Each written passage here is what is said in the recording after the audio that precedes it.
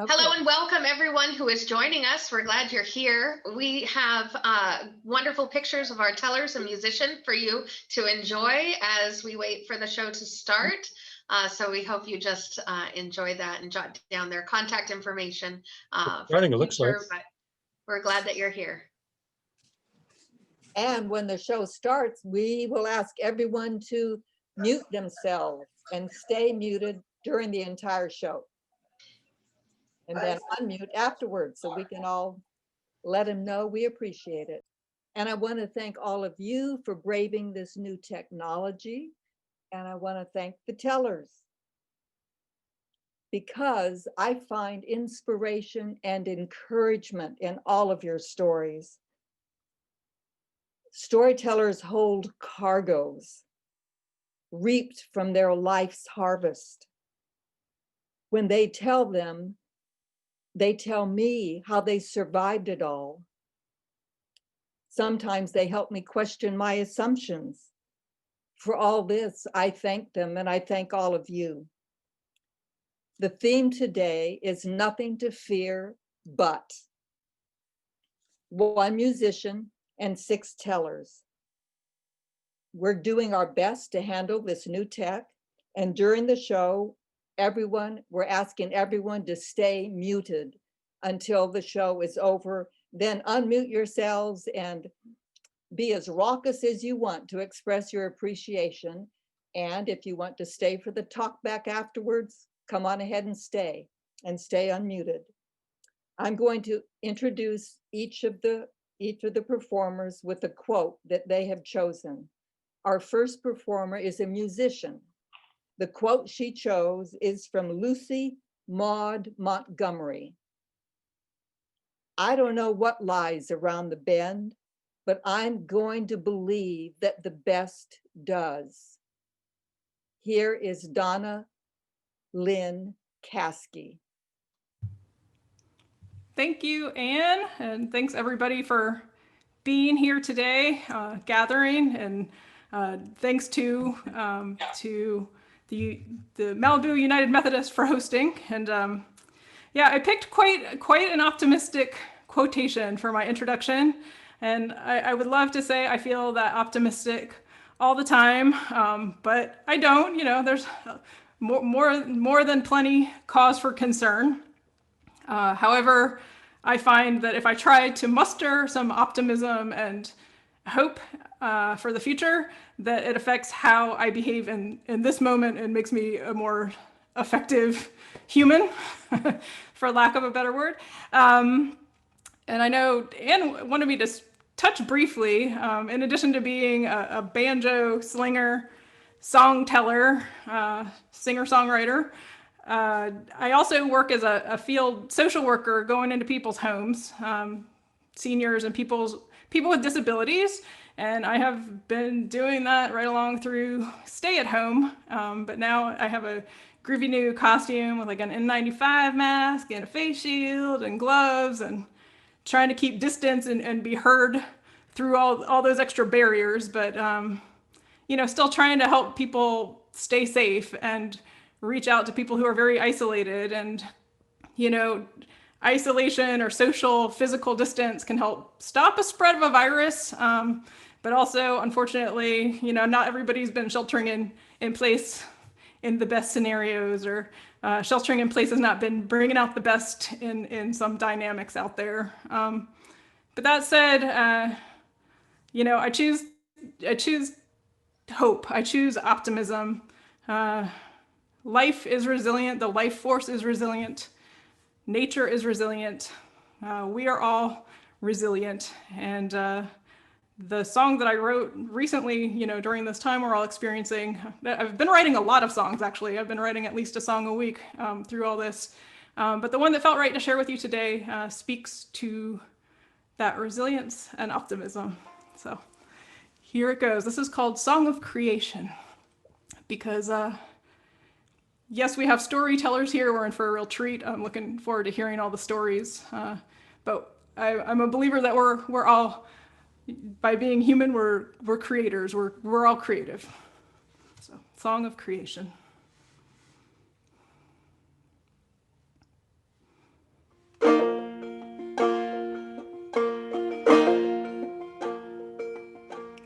What have you endured, little bird, little bird? Migrate across continents, navigate with confidence. Though your flock diminished, your habitat vanished, still you take wing, still you sing, you sing. And the birds sing tra-la-la, the birds sing the song of creation. We are but creatures created and creators. We can heal the old wounds, become more and more attuned, make life sustainable, peace is attainable. All have enough to eat, meet everyone's basic needs, tend the sick, the old and young, shelter for everyone. And the birds sing tra-la-la, the birds sing the song of creation. We are but creatures created and creators.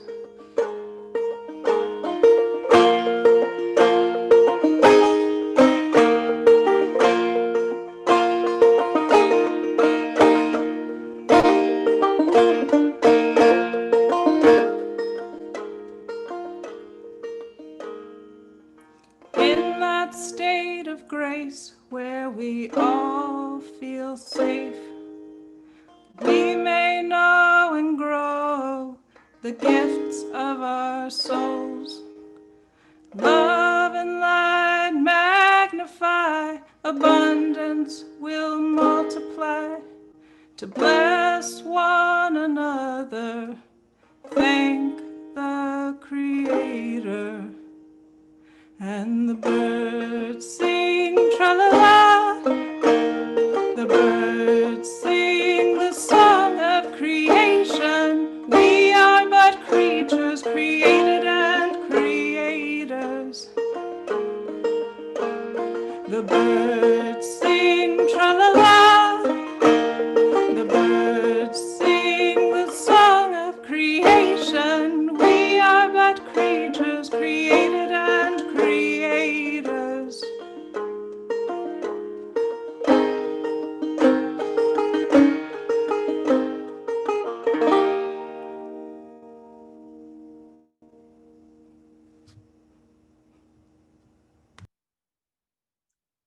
Thank you, Donna. Can you hear me?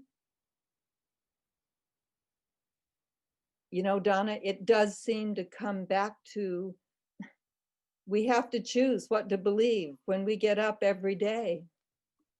Thank you for reminding me of that. Now I'm going to introduce the next teller with her quote from Valerie Jarrett. Overcoming adversity not only makes you stronger, it makes you more hopeful. Here is Margaret Mitchell.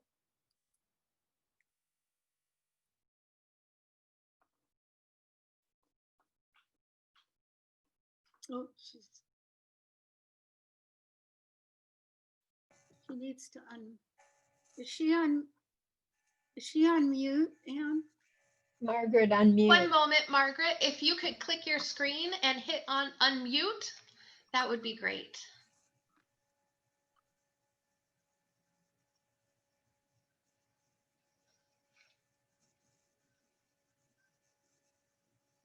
Thank you. You're welcome. Thanks so much. All right.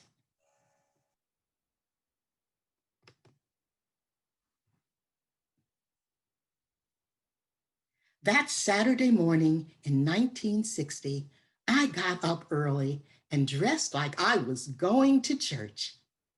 Navy blue two-piece suit with a pencil skirt and a white snowy blouse. I pulled my hair up into a French twist and flipped my bangs to the side. I was 16 years old and just getting used to wearing high heels, but I knew they would not be the thing to wear this day.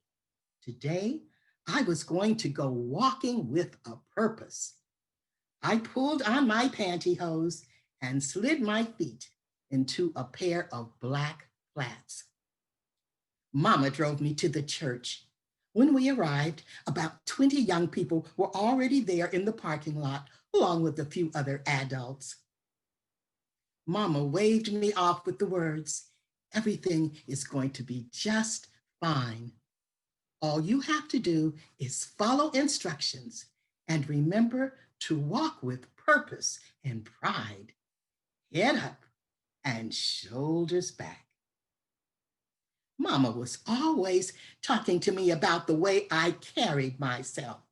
She'd say, "Margaret, stop walking around here like you've got dead lice falling off you. Walk like you're going someplace.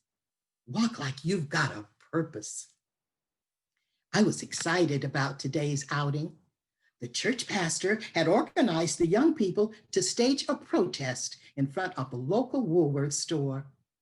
Our protest was in support of the lunch counter sit-ins that college students were staging in Greensboro, North Carolina at the Woolworths there.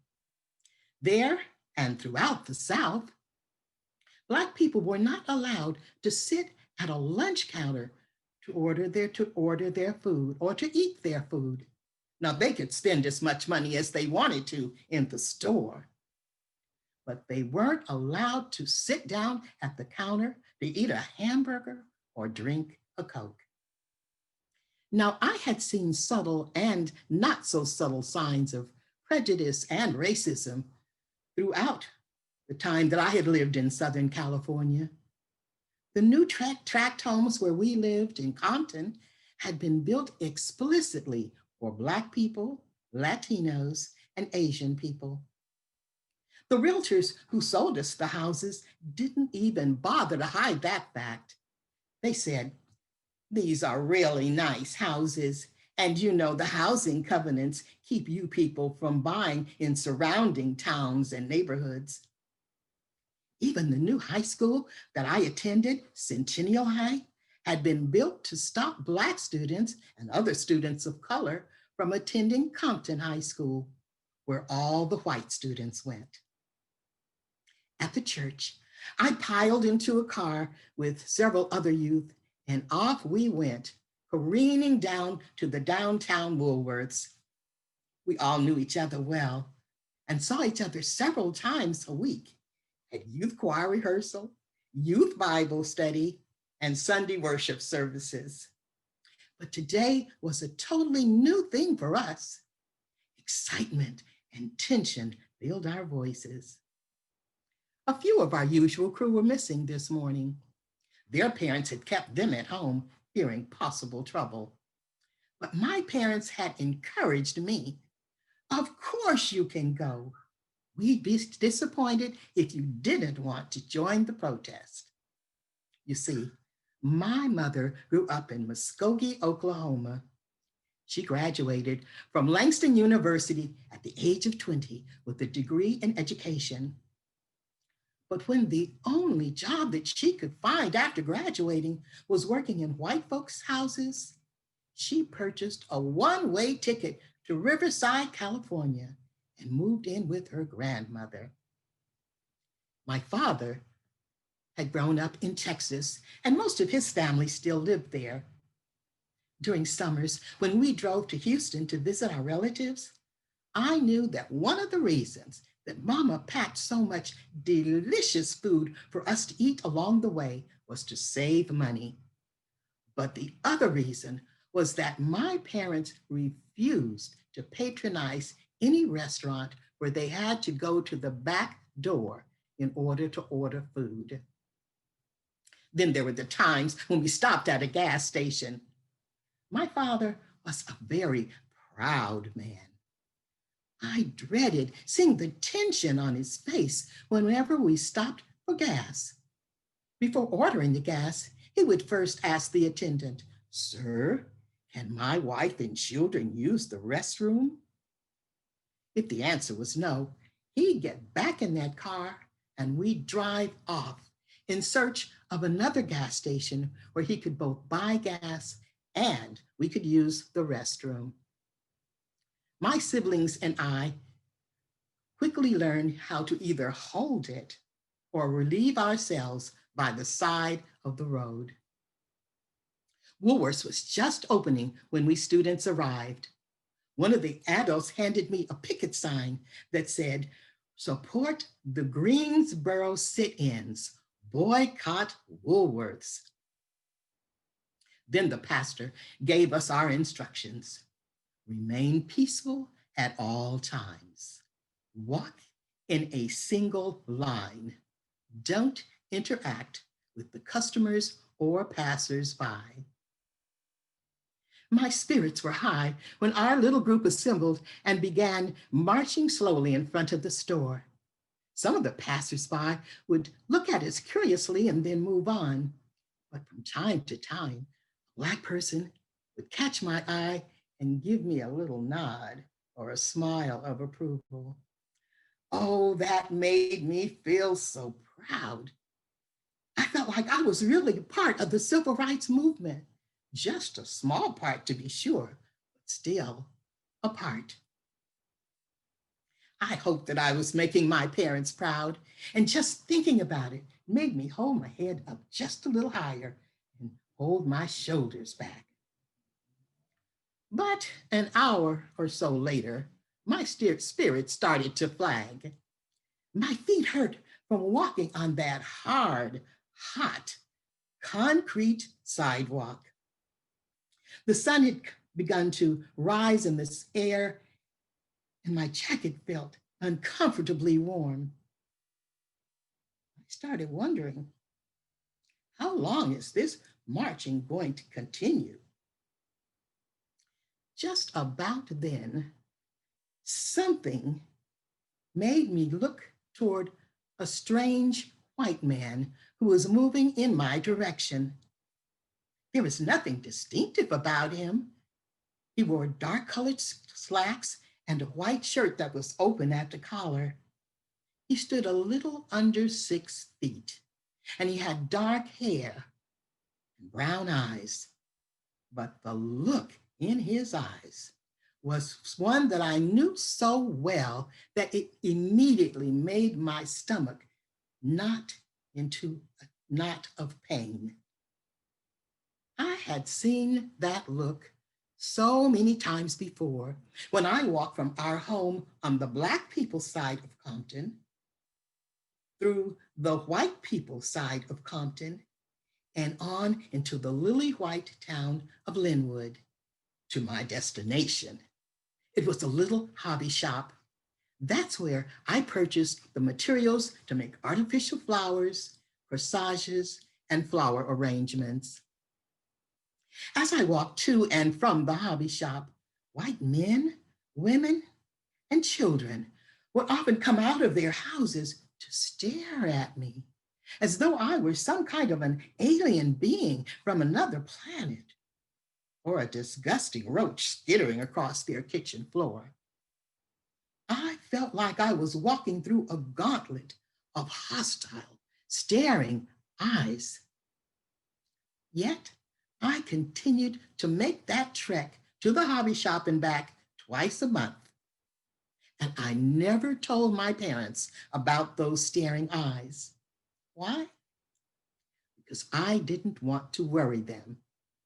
And besides, I loved making those artificial flowers. It only took a few seconds to make the connection between the hateful eyes that stared at me during my trips to the hobby shop and the hateful eyes of the man approaching me. But that was all the time he needed. Suddenly, the man was right beside me. Then he did the unthinkable. He spit directly into my face. The spittle landed on my left cheek. Waves of shock and revulsion coursed all through my body. Angry tears sprang to my eyes. Quickly, I bleeped them away. God forbid that anyone would think that this stranger's despicable act had hurt me. But it did. It hurt a lot. With my sleeve, I wiped the spittle from my cheek. In shock, I somehow managed to put one foot in front of the other, and silently I repeated the mantra: remain peaceful at all times, march in a single line, do not interact with or communicate with passersby or strangers. What kind of man would assault a 16-year-old girl? What had I done to attract such hate, such foulness? I already knew the answer. I had done nothing except to be born Black. I had done nothing except to think that it was my right to breathe the same air, to live in any neighborhood that I chose, to go to a good school, to be treated with courtesy and respect, and to enjoy the same rights and privileges of any other American citizen. My parents had fled Jim Crow, Oklahoma, and Texas, but the specter of racism had tracked them down to oppress even their children. As I continued to march and to think about the stranger's assault, my hurt and anger began to lift. I had done nothing wrong, but that nasty man certainly had.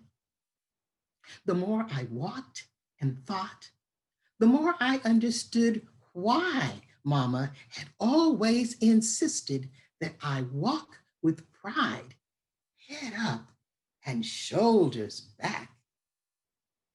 It was to remind myself of who I was and what I deserved in this world. Suddenly, my arms no longer felt tired. I lifted my picket sign a little bit higher so that it could be seen above all the rest. Support the Greensboro sit-ins. End segregation now. Civil rights for everyone. It was now past noon, and our protest was coming to an end.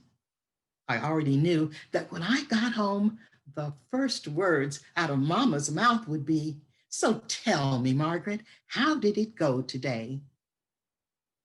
There was only one answer that I could give her. "Oh, Mama, it was wonderful. Everything went just fine."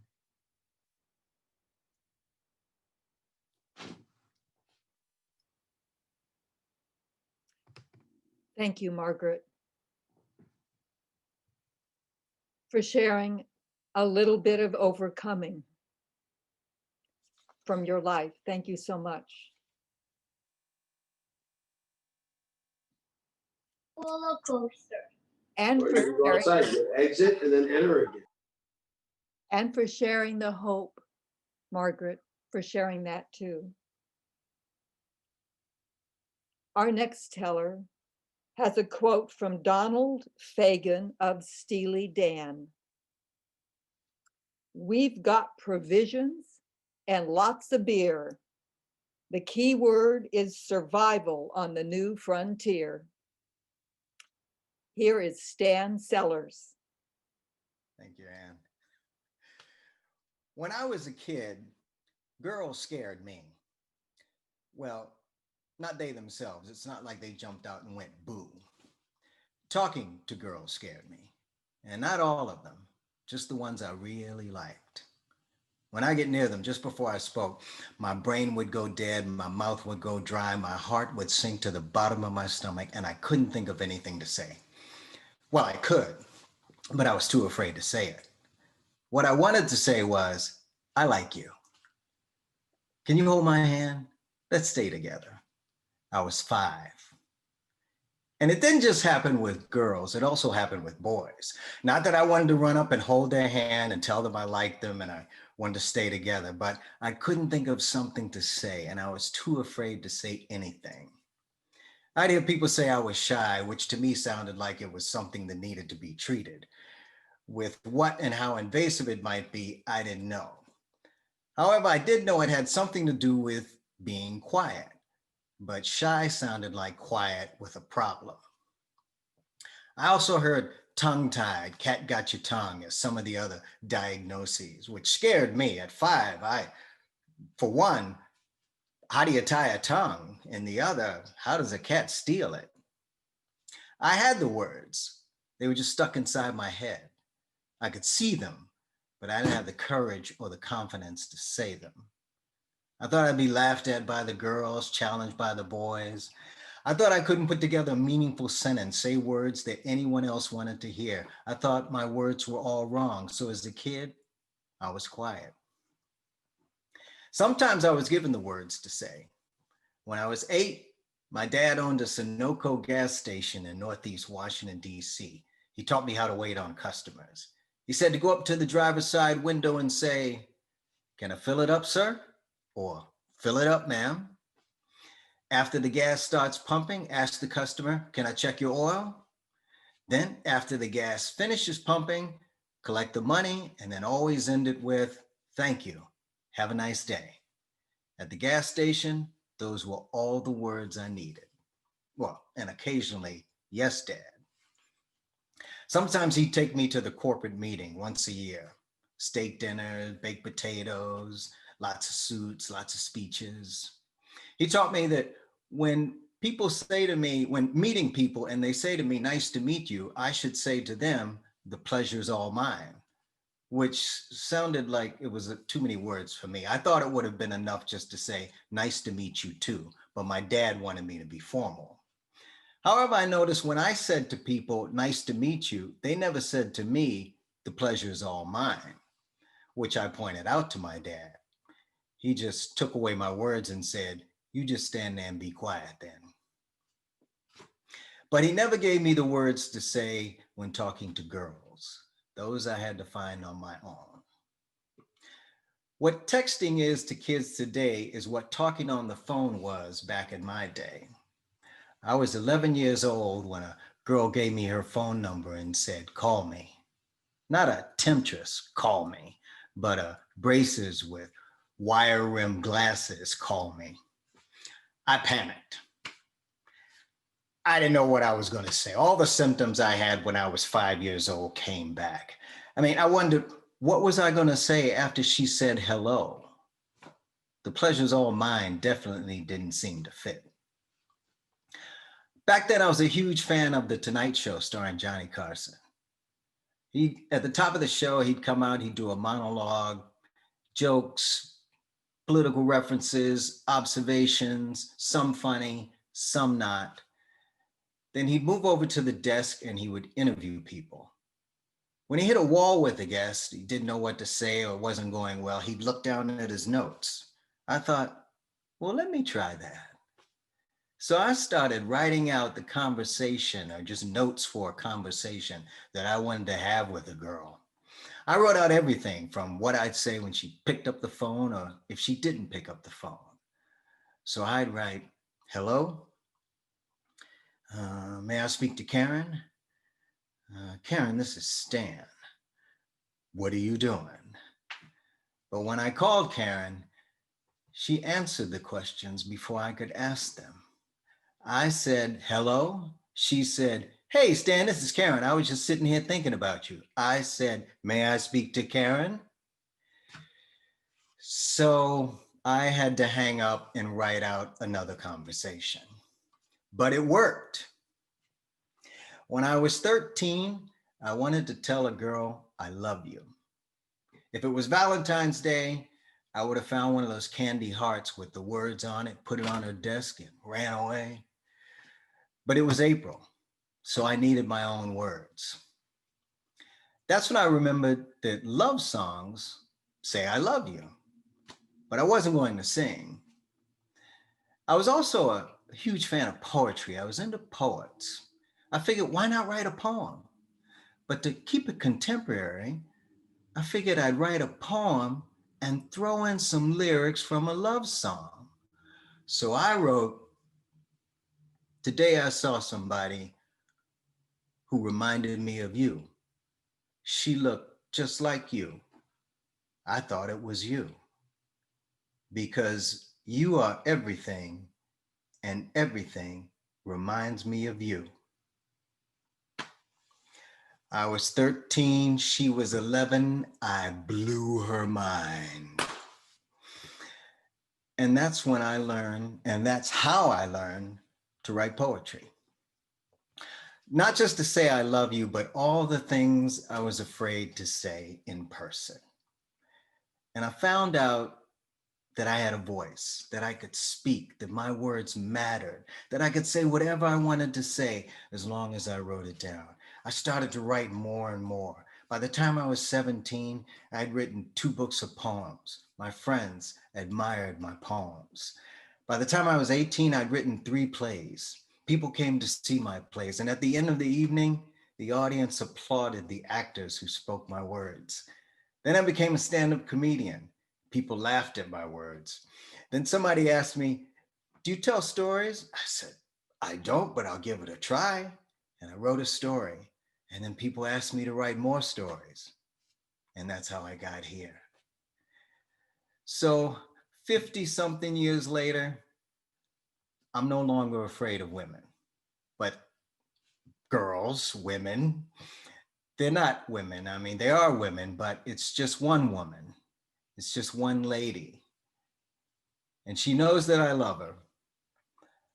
And I hold her hand.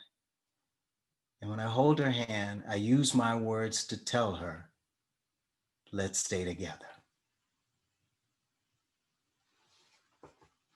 Oh, thank you, Stan. You know, you remind me, communication is always a new frontier. That it is. Yeah, every time. Okay, thank you so much. Now we'll go on. The next quote is from Audre Lorde, a Caribbean American writer. "When I dare to be powerful, to use my strength in the service of my vision, then it becomes less and less important whether I am afraid." Here is Ashton Clark. I believe I've turned off my mute button. Am I correct?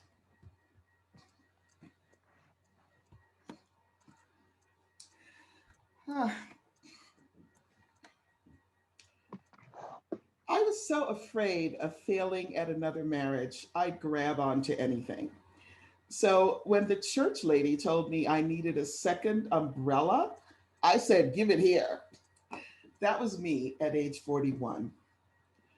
My first marriage had come to a sad end after 13 years, and I was determined to do number 2 the right way. But I was also a brand new Christian and learning and struggling with the idea of submitting to my husband. Now, the leader of our ladies' Bible study was very young, but she was self-assured. Submitting is allowing a covering of protection over yourself. God is the big umbrella or protector over the husband. The husband is the sub umbrella over his wife. Therefore, you are doubly protected when you stay under your husband's umbrella. And that made sense. I want to be doubly protected. Besides, my new husband, Philip, he was already like a superhero to me. I saw him as brilliant, committed to fighting discrimination in any form. Ironically, though, this included protesting his previous church, which was treating volunteers like us as second rate compared to cash donors. Now, I knew that Philip was also playing a race card. With me being the only somebody Black at most of these events, my Caucasian husband decided that I was his ace. After all, they might throw him out on his bum, but would they dare do the same to the single Black volunteer? So a Thursday night found us at their weekly meeting, me with video camera in hand. Part of Philip's plan was to videotape everything to capture any evidence of discrimination. And as expected, we heard, "We told you there's no taping allowed." Philip argued with the minister while I rolled tape. Now, no one knew that my eyes were shut tight in fright. I mean, I panned the room like a robot, just stopping at whatever voice seemed the loudest. The hum of the recorder played an accompaniment to my silent prayers. Trust in submission, I sang to myself. I'm covered, I'm doubly covered. Now, it wasn't long before two scrubbed young police officers showed up, and they asked us into a back hallway to talk.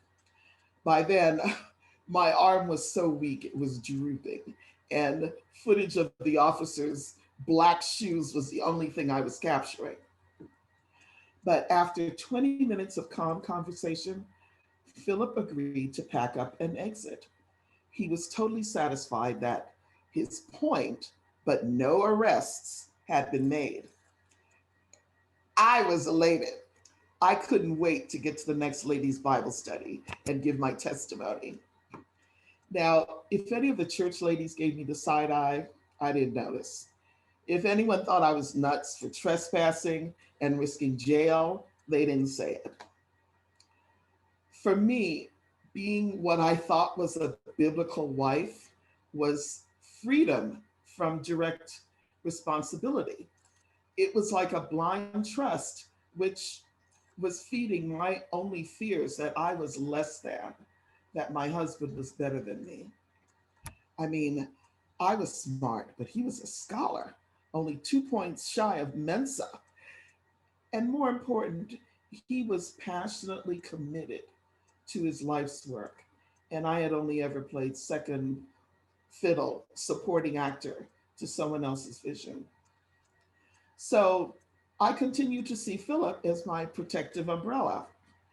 But over the next several years, something strange was happening. We were banned from not one, but two congregations because Philip would never submit to any church leadership. There was even one public humiliation where the pastor blocked Philip and yelled, "Stop! Get back, Satan!" It was at this point that I finally had to question, had my husband, protector, thrown off his own umbrella? And if I continued to submit, where would that leave me? I resolved to start my own intensive study of the Bible. Unfortunately, though, as I became more grounded in my personal faith, a gap seemed to widen between me and Philip. I came home from work one day to find that he had burned dozens of my books in the fireplace. All the books by female authors, anything he deemed demonic.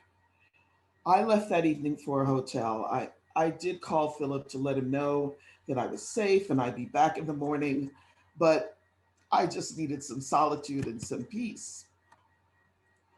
But home the next morning, I was greeted by my ripped clothes and torn family photographs littering the driveway. My key to the front door turned in a lock, but the door was jammed and it wouldn't budge.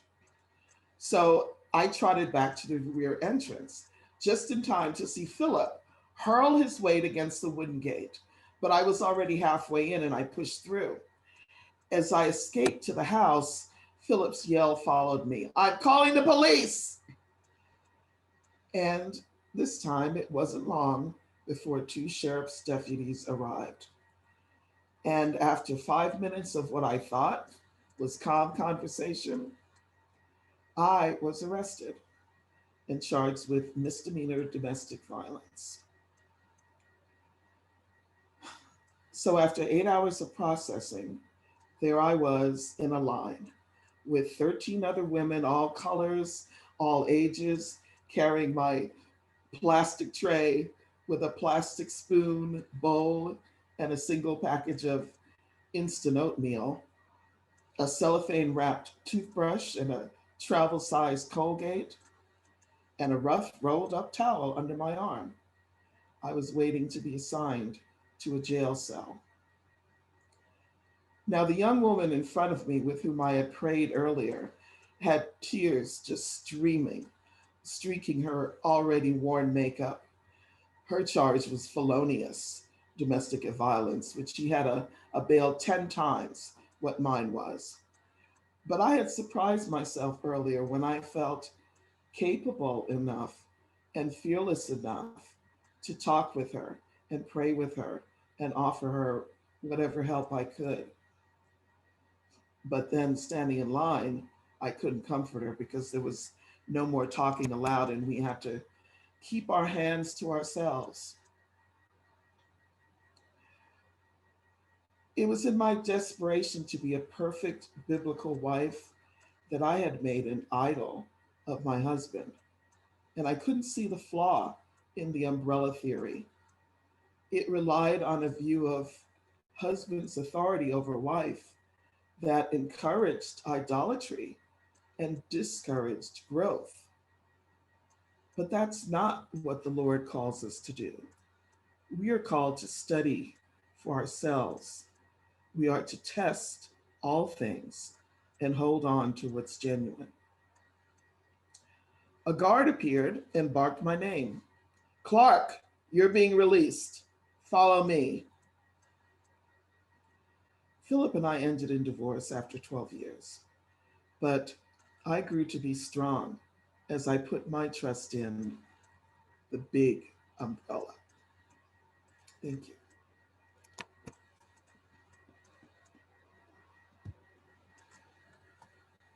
Thank you, Ashton. I think I'm unmuted. You can hear me, right? Yeah.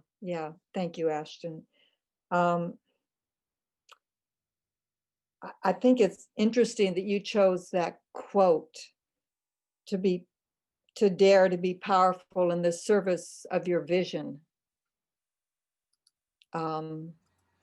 It seems as if that's what you've been about, and I thank you for that. It seems as if that's what we all need to be about in these days, in service of a vision for these times require that. Yeah. So thank you. Now our next teller has a part of a poem by Mary Oliver, Instructions for Living a Life. Pay attention, be astonished, tell about it. Here is Brian Kett. Hi, you can hear me? Yeah? Delightful. All right, here's the thing. After college, my best friend Dave from childhood, he moved to Ethiopia sporadically to take on a defunct government chicken farm and try to resuscitate that, because that's the thing that 22-year-olds decide to do, I guess. And so he went, and for years and years, he always asked me to come and visit him, but I was so hesitant to do so because Dave and I are very different people, and I didn't know what the agenda that he would have had planned would be. We are very different. Dave is fearless. Dave once climbed a volcano in an East African war zone, and he got heat stroke while doing this. And afterwards, when I said, "Oh my gosh, what was it like?" he said, "It was an interesting experience." And so that's Dave. And me, on the other hand, I am not a risk taker. I am risk averse, quite risk averse. I'm quite anxious as a person. Case in point, for breakfast this morning, well, I'll say this. I get so worried that leftovers are going to go bad that I make myself eat them as quickly as possible.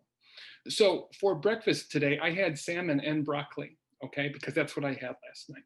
So this is Dave and this is me.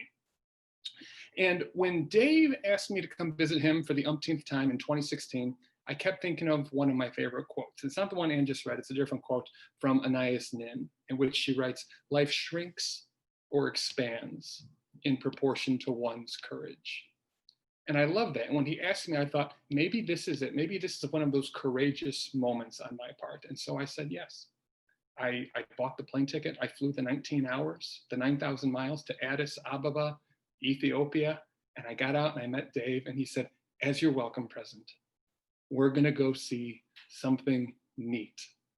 That's all he told me. And so we got in this car, this Russian car from the 80s that was just held together by rust and willpower.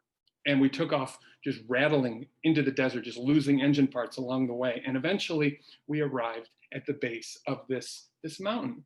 And we got out and we met our guide, this young Ethiopian man who's going to take us the rest of the way to this something neat. I didn't know what this was still, but we began hiking. We began hiking up this mountain. And I was a bit risk averse, a bit anxious, just because, I know Dave's past with hiking up mountains with his heat stroke and everything, but we started going and I went along with it. And after a couple hours, we came to the base of this 40-foot vertical sandstone cliff.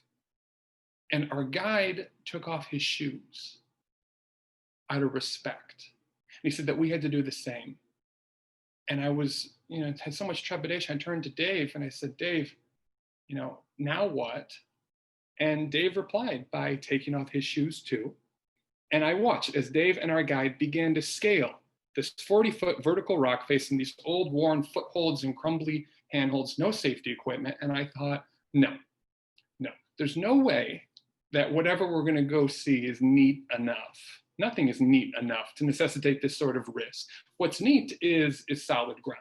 And so I turned around just to look for a place where I could wait this one out. And there behind me, I have no idea where they came from, were these two just ancient Ethiopian mountain men.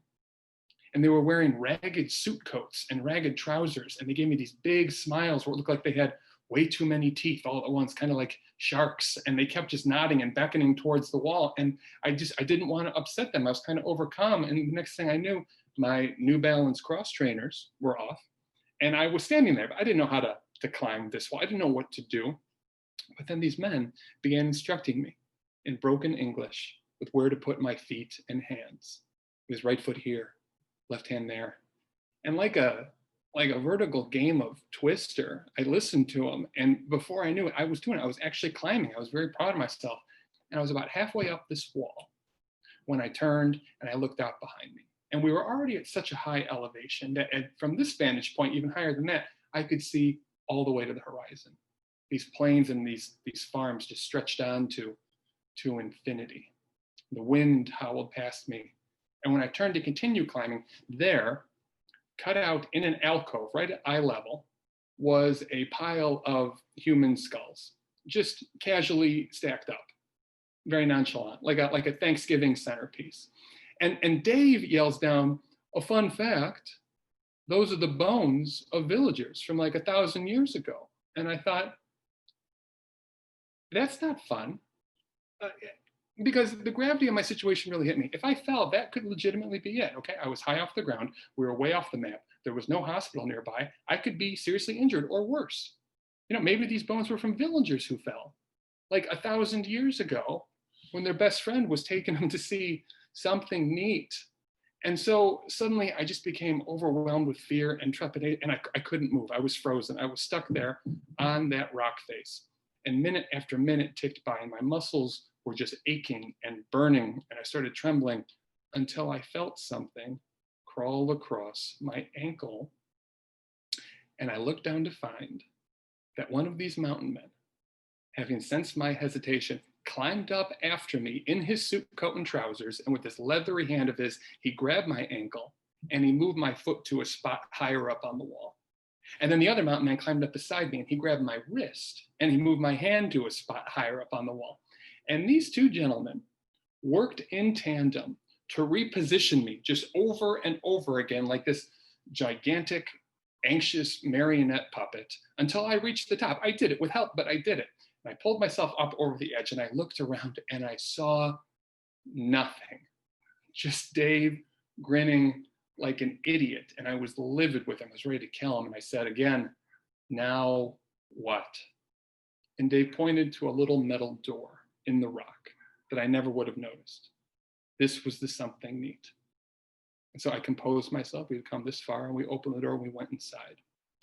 And we found ourselves in a cavern that Dave explained was a church that had been hand carved in secret during the 6th century, so those worshiping could escape religious persecution.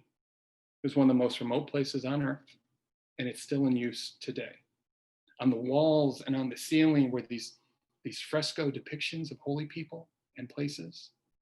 And around the perimeter, all these men in white robes were quietly meditating. And I learned that some of them had not been off the mountain in over 50 years. And we just sat, and it was silent, and it was otherworldly. And all of that angst and anger towards Dave that I had immediately dissipated. And instead, I became just so overwhelmed to be in that place.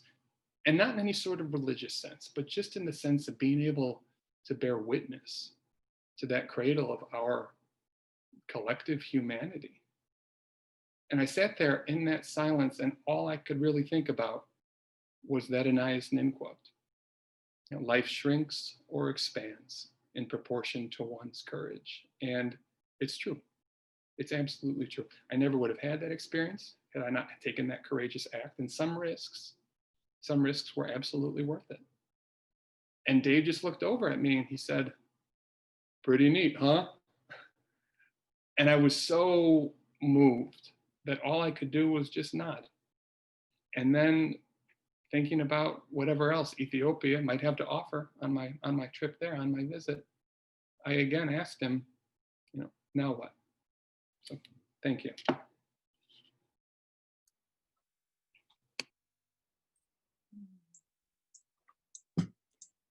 Thank you, Brian.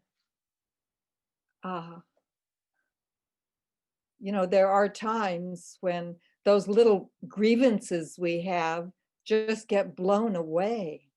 I'm so glad you shared that.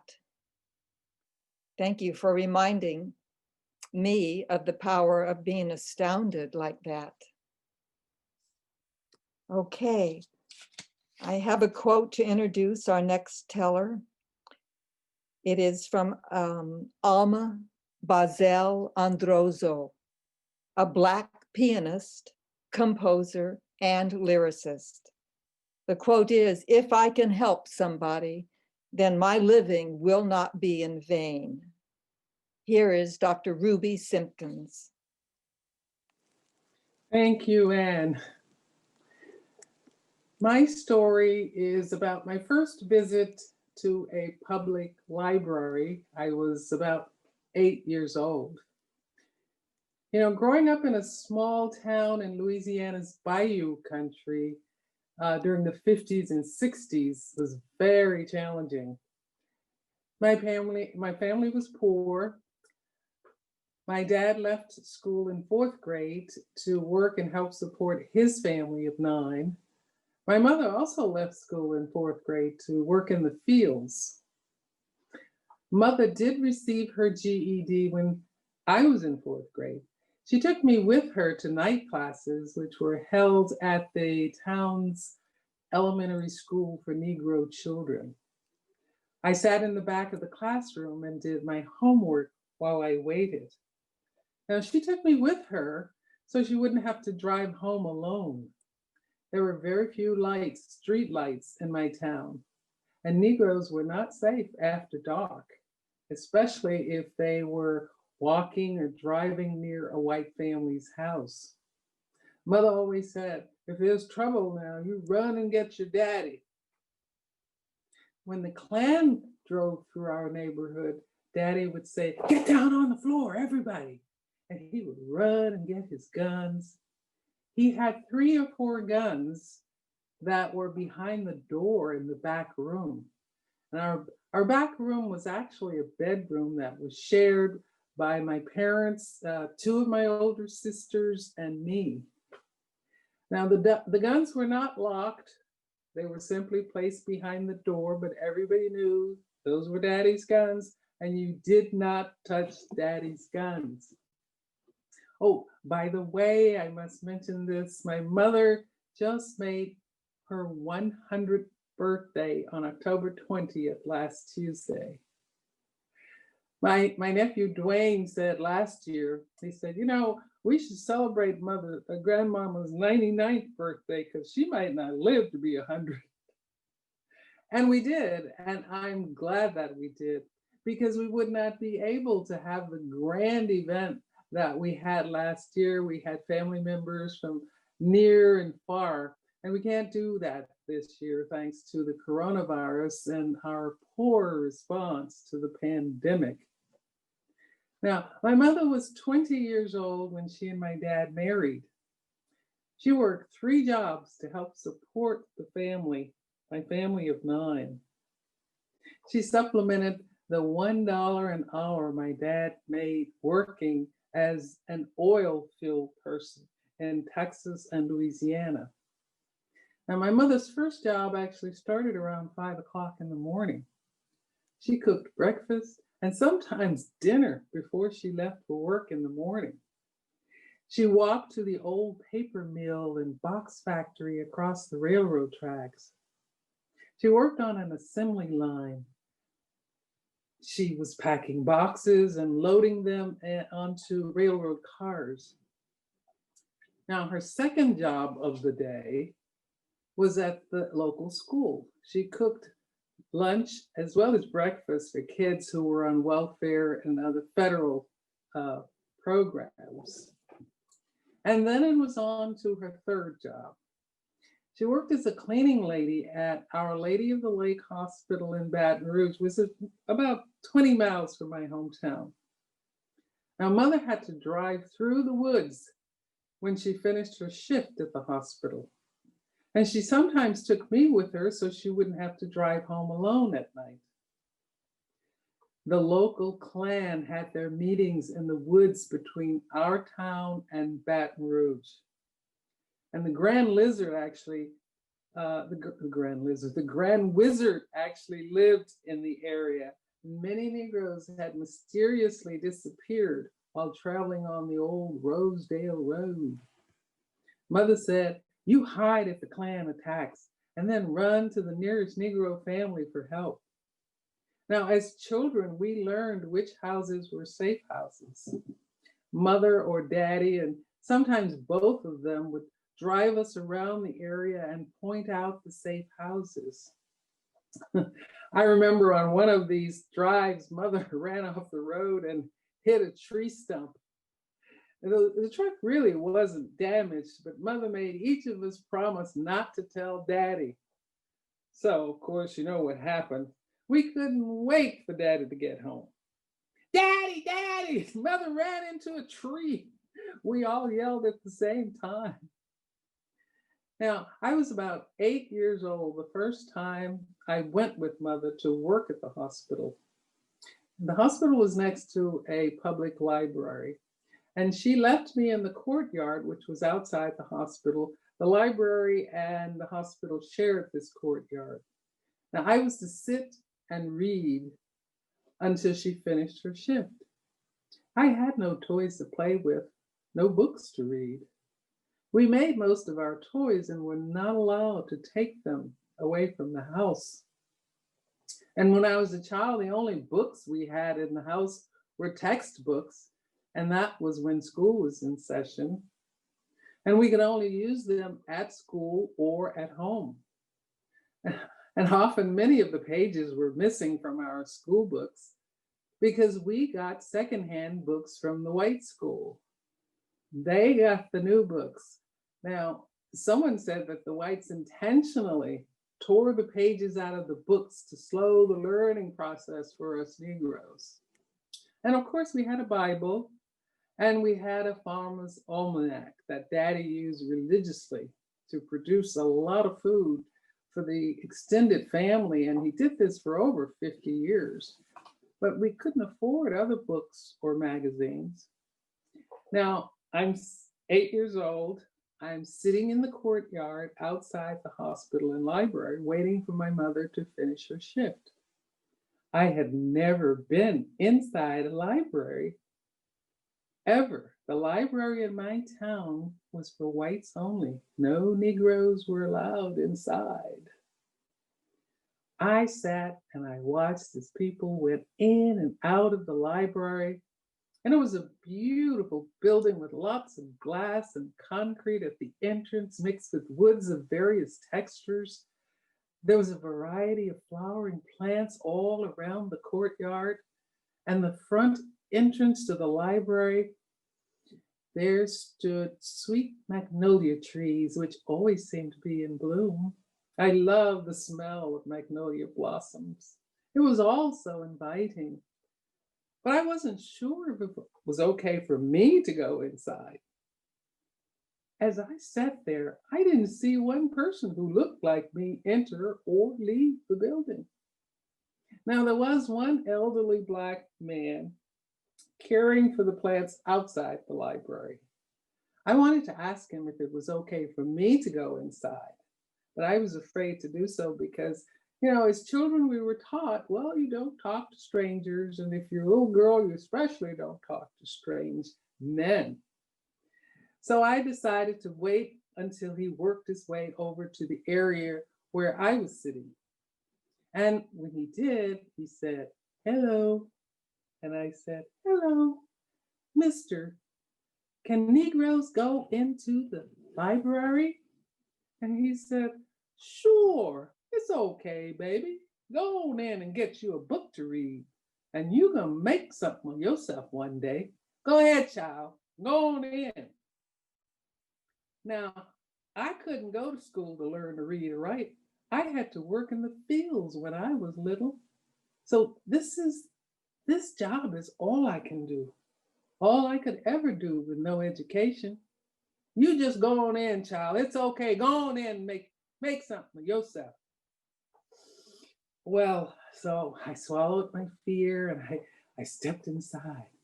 I say swallowed my fear because I felt it as a weighty presence within my chest and stomach.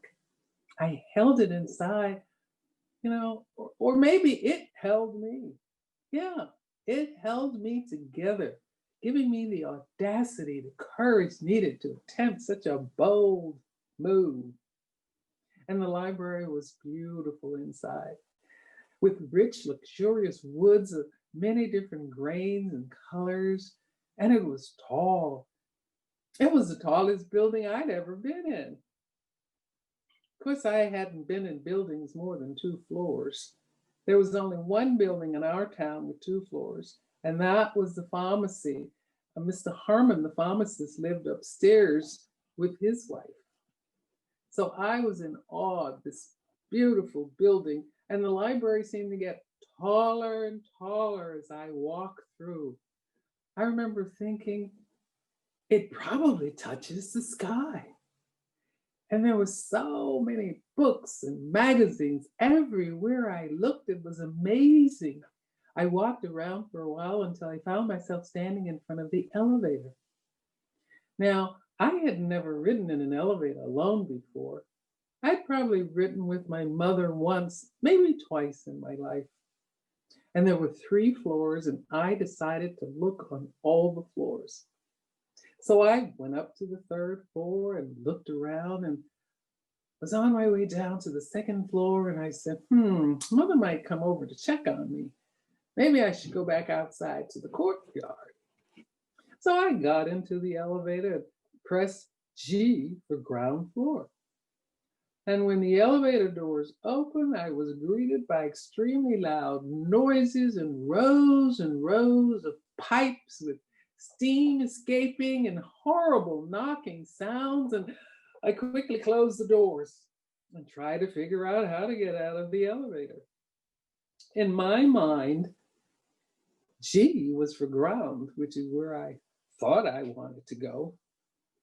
So I pressed G again. I said, well, maybe I pressed the wrong button.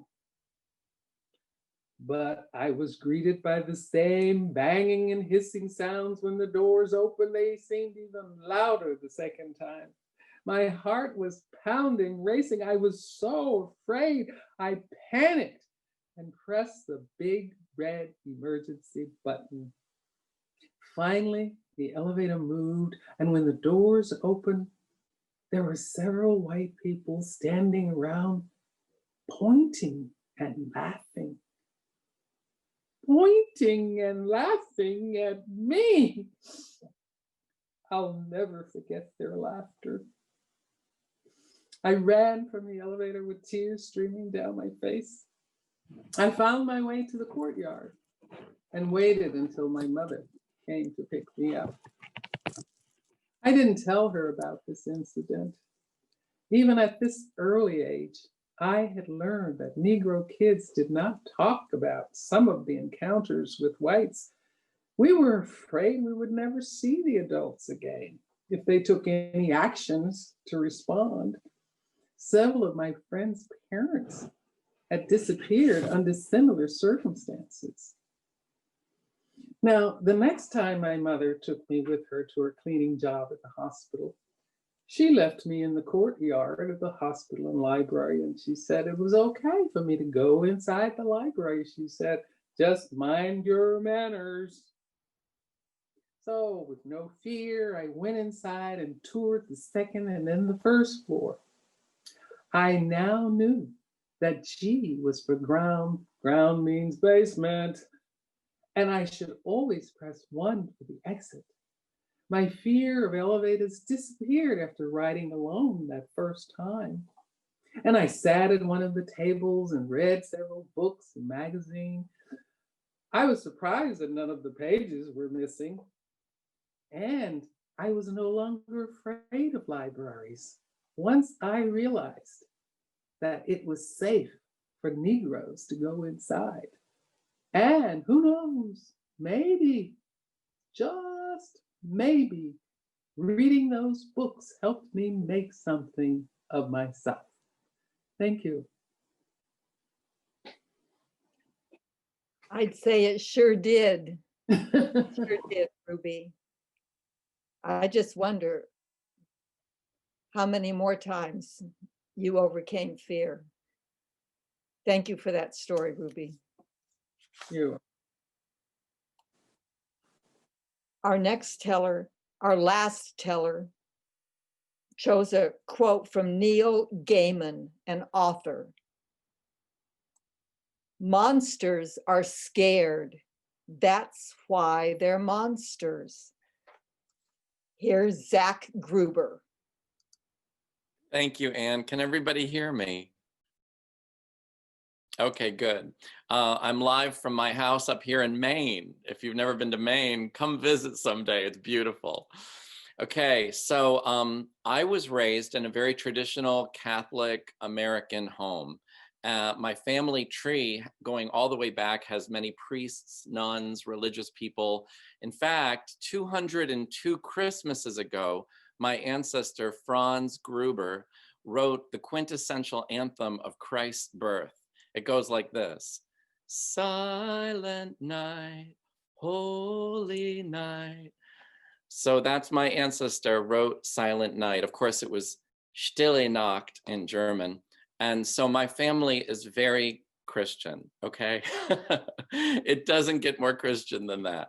So for someone so Catholic, it still strikes me as very funny that during the holiday season of 1982, I was living in upstate New York. All I wanted for Christmas was to be Damien Thorne from the Omen movies. Now, for those of you who don't know the Omen movies, they were released in the late 70s. The Omen, it's a very good horror movie, is about the son of Satan, Damien Thorne. He's born on Earth. And anyway, I was so entranced by this film watching it. But Damien definitely was not a holy infant so tender and mild, okay? But I could not get enough. So yeah, here I am, the most Catholic boy in America, and I wanted to be the son of Satan for a little while. Anyway, when The Omen played on network TV during Halloween, I was about 12 years old, and I watched it with my parents, and it was the scariest movie I'd ever seen. I can't believe my parents actually watched it with me, but we sat there and watched it. And then when, you know, into watching The Omen, my fear was also accompanied by this salivating obsession. I loved every crazy, sinister, terrifying minute of this film, and it stuck with me. The wailing Gregorian chants, the Catholic themes, and most of all, Damien himself, who looked eerily like me, right down to the haircut. It's funny when we see people on screen that look like us, how that connects us in some funny way.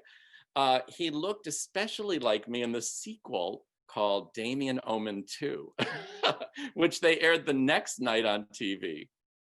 Oh, I wanted to be friends with Damien, but more, I really wanted to be Damien. So after watching The Omen, I checked my scalp in the bathroom mirror because there's a point in the film where they find a 666 birthmark on his scalp, but my hair is so thick, I couldn't find it. So I thought, well, maybe it's there. I don't know. So then I would go into local stores in my little upstate New York town, and they'd say, what's your name? And I'd say, my name is Damien Thorne. Like I'd put on a British accent. And they believed me. Oh, it was such a triumphant feeling. Such a thrill.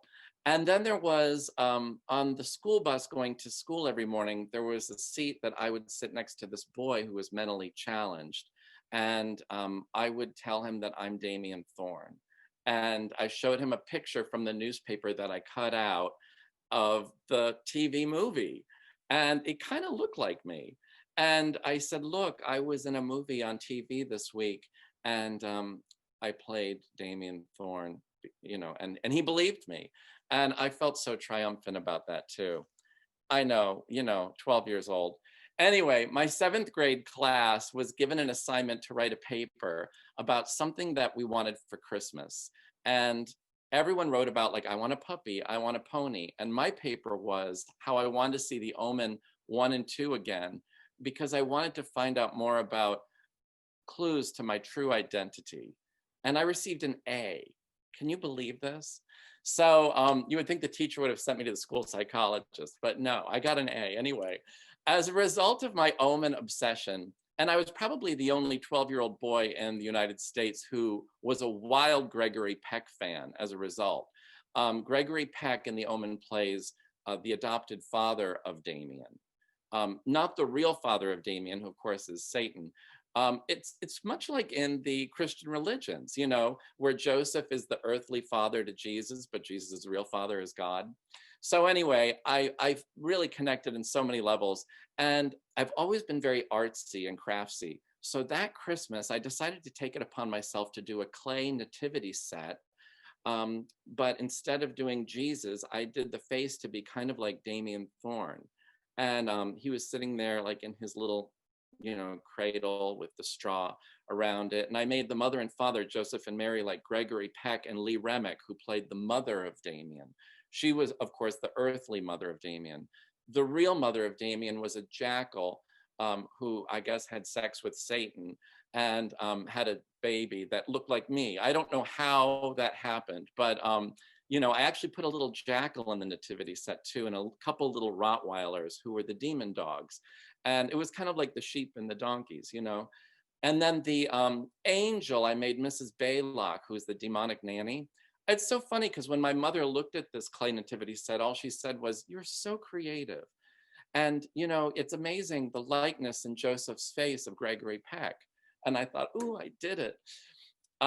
Hey, do you remember that scene in The Omen where Damien is in church? For those of you who've seen the film, of course, he starts convulsing and screaming in church because he's physically and spiritually allergic to being in the house of God. Well, I'm such a good church-going boy that I thought, I never convulse and get sick in church.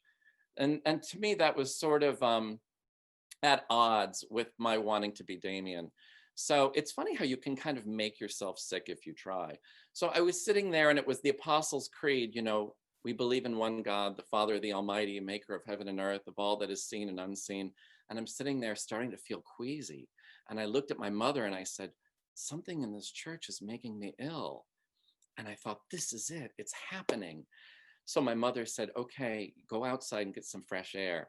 And I thought, ooh, this is just like Damien. He had to go outside of the church. Of course, he was screaming. I wasn't screaming, I was quiet. But I walked outside and I felt so triumphant. And then I looked up at the sky and there was this huge storm coming. And I thought, ooh, I'm making it dark. of course I am. I'm Damien. And I walked to the church's garden, which was this pretty little garden right next to the church. And there was this huge branch that had fallen from a tree. It was blocking my path. And I looked at the tree branch and I said, I command you to move. I still remember this. And this wind just came and moved the branch out of my way. And I had this clear path and I continued walking and I felt so powerful, like God and the devil were in me, you know? Oh, anyway, you know, you grab onto anything when you're 12 years old to try to feel powerful. I thought it was cool that in the movies of The Omen, that the deaths were not actually Damien's doing. It basically, all the unseen demons, you never see them. But if somebody goes into Damien's life who they don't like, they, of course, you know, meet some gruesome fate. And I thought, unlike other horror villains, there's no blood on Damien's hand. He doesn't commit any murders. And then I thought, well, so if people are really bad to me, they'll just die. That's really amazing. So I know this is all very dark, okay? I'm a really light, cheerful, peaceful person.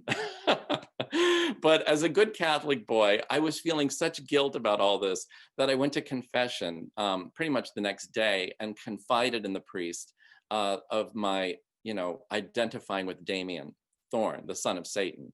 And the priest said, heaven can still be yours, my son, if you put a rosary under your pillow and keep it there for 6 months.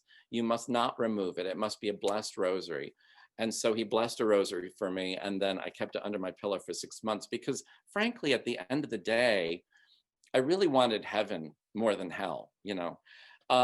Ooh, there's this Nigerian author. His name is Dr. Akomalafi, I believe. And he once said this quote, I'm going to read this to you.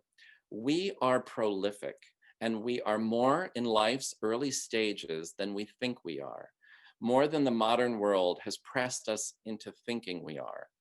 And this quote reminds me of how on the inside, we all might harbor these monstrous energies, which is counterpoint to the sensible, rational life that we should be living. So, and yet it can be very healthy to tap into that monstrous energy to unleash creativity and imagination and realize ourselves and grow as human beings. So people in ancient times, they would believe that omens were messages, divine messages from God or from the gods. And maybe this chapter in my preteen life was one of those divine messages. Anyway, looking back, I realized I was so taken with Damien because he was the perfect counterpoint to my Catholic upbringing. Eventually, as the years wore on, I obviously realized I wasn't Lucifer's spawn, which was such a predictable and disappointing realization. But thinking I might be Damien gave me this boost of confidence as I entered my teenage years. Such a strange way. Anyway, today I am a fine artist. I'm a writer. I'm a film director. And I find that tapping into that maybe monstrous energy is a way to get into my creativity and imagination, which is crucial for survival. I feel like creativity is crucial for survival, especially in this pandemic year. So thank you, Hollywood, for your Omen movies and for putting a devilish little turn into my silent night, holy night. All is calm, all is bright. Thank you, Zach. You know, Zach, it was because of this story that I looked up the word monster. And in the etymological dictionary, monster is something that makes you think. It's a warning. Wow. I just, yeah, those, because there's a lot of monstrous stuff happening now in this world. And I've become more aware of it during the pandemic. We've all become more aware of different things. So at any rate, thank you all for sharing your stories. And I'm going to pass this over now to Pastor Aaron and Tabitha, who are going to run the talk back. If some of you would like to talk back, comment, to some of the tellers on the stories, please do so. I'm going to mute myself so that Aaron and Tobias. Hello, everyone. Thank you again for joining. I'm going to ask everyone to unmute for just a moment so we can all give a wild round of applause to all of our tellers because they were amazing.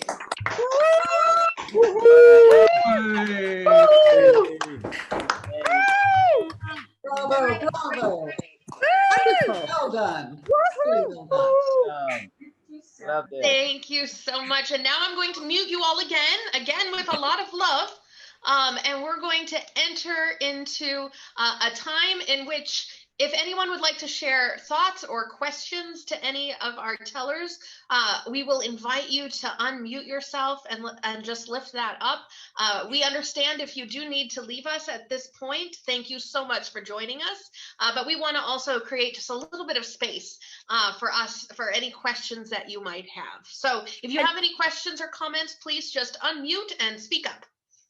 I just want to thank you all. It was just a wonderful, wonderful, thought-provoking, interesting time. I'm obviously white, but I have such a deep feeling for, well, everybody, black, white, Chinese, whatever. And Zach is a real good friend, and I just loved it. And thank you very much. Good night. Thank you so much for doing this. Thank you, Laura. Appreciate it. This is, yes. From Ellen, she put in the chat a thank you all for the beautiful stories and how each story had such a different style and a different message. And a big thank you to Ann, who has wrangled all of this together and brought us all together and done all of the planning. So a huge thank you to Ann.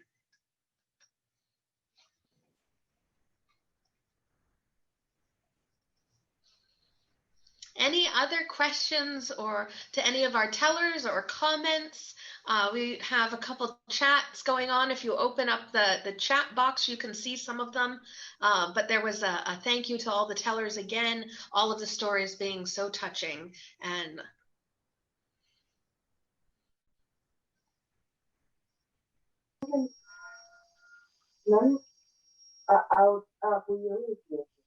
I'm from Muskogee, Oklahoma. Not there now, but I remember going to the segregated schools and the Continental Trailway bus station where we sat in a little small room with the colored water fountain and the colored bathroom. I remember all of that. Glad to be away from it. I thought I was away from it, but sometimes we wonder, don't we? Right. Thank you, Willie, for sharing. Appreciate that.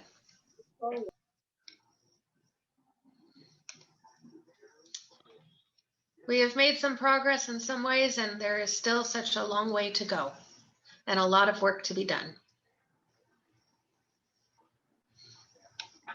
A thank you from Masayo she says, I enjoyed all of the stories, and a big thank you to all of the tellers, from Tina as well, and from Elizabeth also.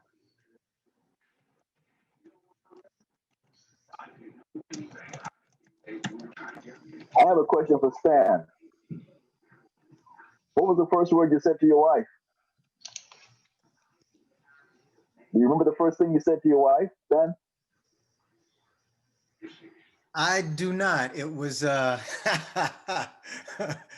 don't know. Well, actually, it was probably, can you help me? I'm out of balance, because we both worked at Bank of America and she was my supervisor. I guess you got that fixed, didn't you? Yeah. Yeah.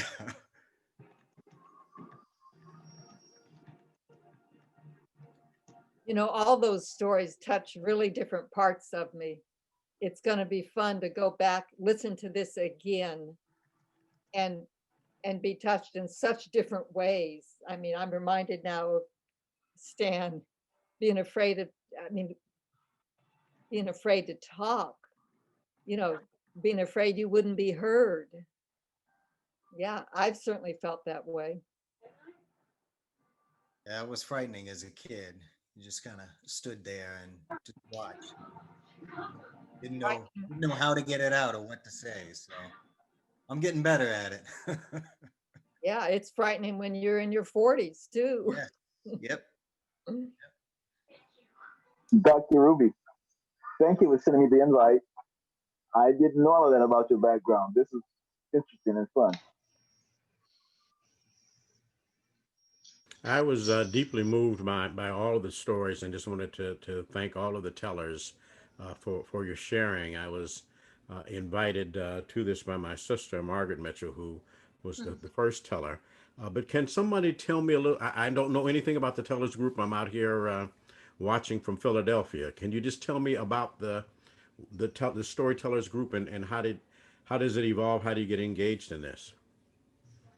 Well, you can, Margaret can give me your email and I will make sure you get notified. We have quarterly concerts, and the next one's going to be in January, and the theme is going to be Wits End. Have you ever been at your wits end? Absolutely. Yeah, but that's the theme of this next one. And you know, I generally, well, I select the tellers from people whom I know and whom I've heard. And so, yeah, you're welcome to join us. And if you're a storyteller, I wasn't necessarily going that far. But you know, we all are. But we all are. I was just really interested in the evolution and what the group was all about.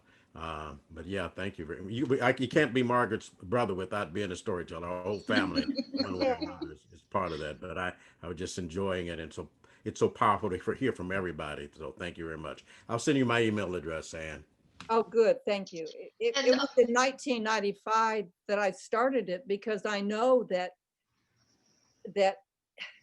stories are the best way to get to know one another. And to me, it's the only way to ever have peace between us. It's the only way to understand someone else. Otherwise, you're just looking at a person and reacting to some assumption or prejudice you might have about who you think they are. And you start hearing a story and it begins to bring us together, I feel. So that's really why I wanted to do this. How do you pronounce your name? Aidsan? Aidsan. Aidsan. Well, Aidsan. I'm the third of five of us, and my grandson is the fifth, and then I got several cousins with that name. But that's a whole nother story as well. Wow. And what Ann isn't saying is that she loves storytellers and telling and listening so much that she actually started this opening up her own home to the public, even built like stage lights in there, had to deal with neighbors and parking. All of that, gave stipends to tellers and never asked for anything from anyone except maybe bring some soup to share with other people. So it's been a complete and total labor of love by Ann for many, many years, and we're all so appreciative. Thank you, Ann. Thank you all. I wanted to say that this, like everyone that I've been to, is a movable feast that you always give to us, the audience. And whenever I miss one, I feel like I've gone on a diet and I don't like it. So thank you all. They were wonderful stories. I got something very important from all of them. And I love the way that you told them and that you were brave enough to share these experiences with us. Thank you so much. Thanks, Deborah. And one quick thing of note, now that we are doing this virtually and on Zoom, we are able to record our time together, and it just shows the cameras that are spotlighted, the tellers, but we put those, we will putting it on YouTube at Malibu United Methodist Church YouTube channel. And so if you want to go back and rehear and re-experience and gain different things, because we can hear a story so many times and pick up something different each and every time. So we will have that up probably within the week. So we encourage you, and we'll send an email out to all of you to let you know when that is up. And you know, I want to say something else. And in response really to Aidsan, because I've been working on a story and it's really about love. And I interviewed my neighbor. I asked her, well, so can you define love? And she talked a little bit about encouragement, because that keeps the good going. And I thought, that's what love does. It just keeps the good going. And to me, when we share our stories, it keeps the good going. And that is a very little thing that we can all do in these times, in every time, I believe. Keep the good going when we're faced with all the stuff that's going on. We have to keep the good going. Yeah. So, and yeah. make a comment too. I started this with you, 10 years ago, I think, at your place. And I started because I found that telling stories helped reconnect us. Because with the computer, with all the high-tech stuff, everybody was an image on a screen, so that we were drifting apart. And when you do that and you don't care about other people, you do bad things. You forget that we're all connected, and what happens to you affects me, and we want that to be positive. So we all need to come together. And I call myself a story healer. I like to tell stories that heal people, mind, body, and spirit. I started when I had my practice. I would tell stories to my patients, and I saw the effects of that.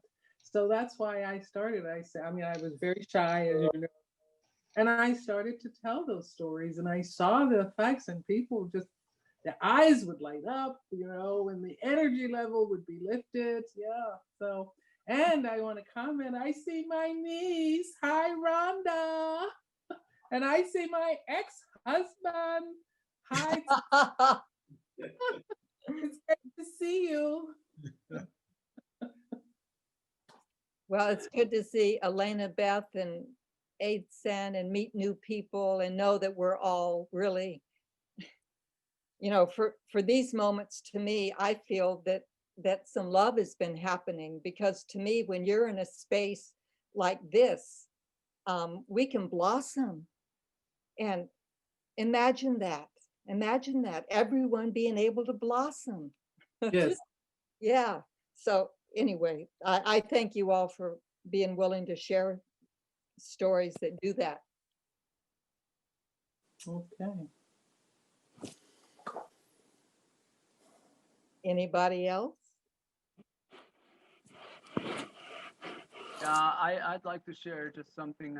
I've always been moved by stories about libraries, because I personally consider them to be spiritual domes, if you like, and the great leveler in society, that something that democracy kicked up as a reflection of the ethos of democracy. And we had being from Ireland, we have a famous short story writer, Frank O'Connor, that some of you may know. And he came from poverty, and he educated himself at the local Cork Library, where I'm from.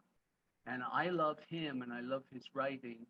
And he developed it in a library. And we had a war of independence to get the British out, and he fought in it, and he became a librarian in Dublin, and then went on to become a writer. So Ruby, I really appreciate you telling that story, and I find it just so ironic that the fools, the clan, didn't understand that the one place they should have segregated it to meet their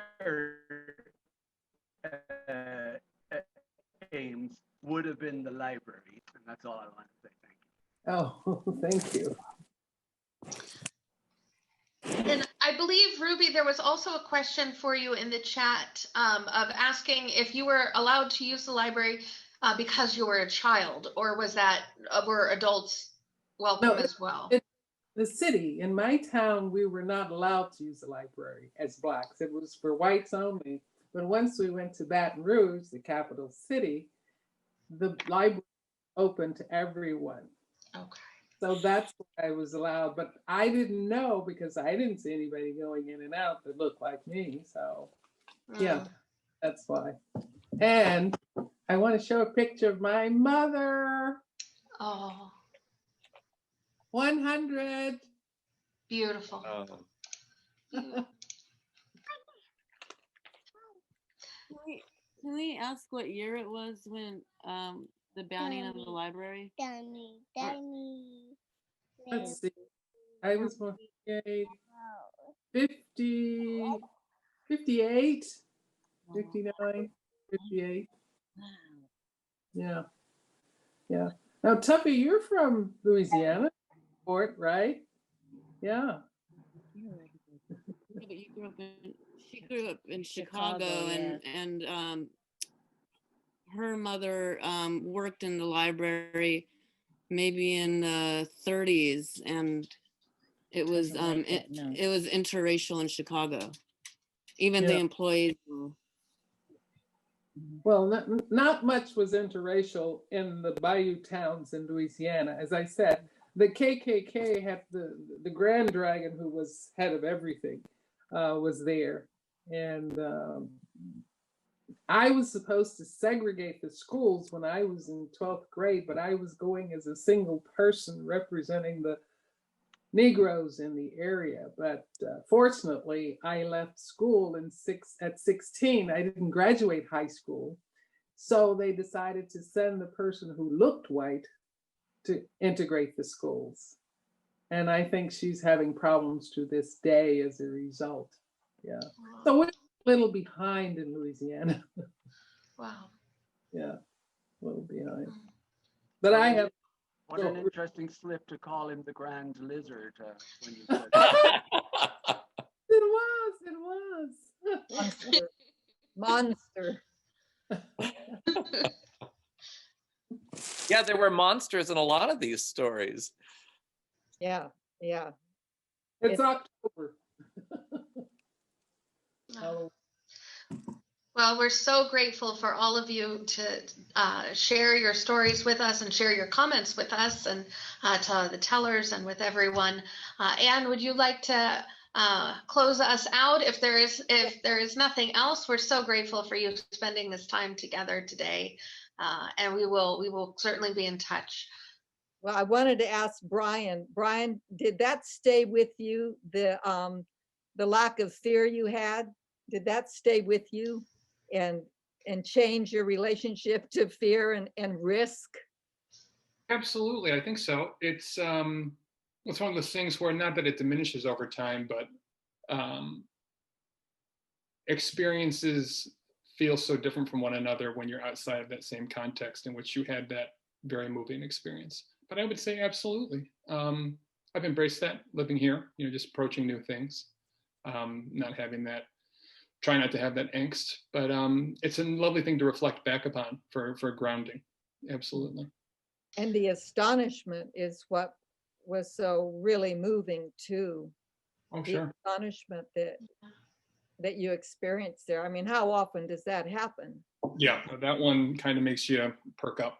Oh. To know that it's special in the moment, right? I think that's kind of a rare thing. In hindsight, I think we often realize how special and how impactful things are. But for that to happen in the moment and to know it while it was happening, you kind of oh my goodness. I can't even hardly fathom that. Yeah. I do have a question, Brian. Yeah. Climbing up was obviously terrifying unto itself, but then the idea of climbing down. Yeah. Yeah. So how did that inform your down climbing? People always. That's even more dangerous than going up. It would, and people always ask about that. But the thing is, climbing down, it was almost like I hardly even remember it. It was almost like floating down. It was, I've done this before. I'm okay. I'm going to do it again, and it was immediate. I don't even know. It's a very surreal thing to almost be so unburdened up there, and then to just kind of re-enter where I was. Brian, I felt like it was kind of a spiritual mantra that we could use also at the end, because we gravitate towards comfort and what's known, and it's like no change, and we're all in a time now where everything keeps being new. And instead of bemoaning what we were missing, just having the mindset of, what's next? What's next? You know, that as a mantra changes everything. Yeah, very well put. I have to say personally, I love the image of the two men scaling up next to you and literally placing your hands and feet on the path. Sometimes words aren't necessarily needed, and sometimes you just need a helping hand in different ways. But that image will stick with me for quite a while. So thank you. Thank you. Yeah, it's just a moment of true human connection and just such compassion, right? They knew what was going on without us having to discuss it. Oh, yeah. Well, I will tell you one thing in closing, that we had one rehearsal for this storytelling to make sure everyone's Zoom worked.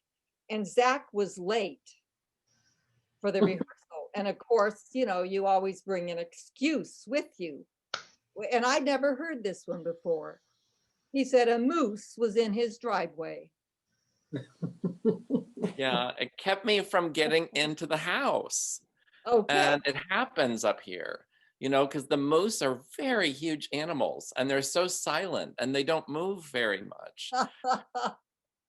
It just cracks. It still kind of tickles me to think of that. You just waiting for the moose to move.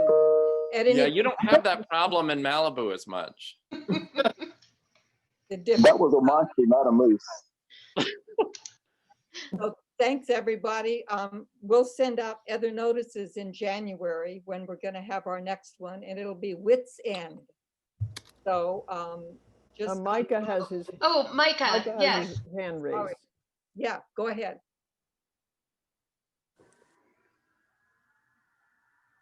Micah? We can't hear you. Oh, Micah, your audio actually isn't connected. Yeah. It looks like. Let's try unmuting. Try that. I'm so sorry. Are you able to put anything in chat?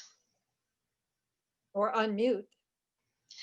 It looks like his audio isn't connecting for some reason. It's there, but we don't hear him.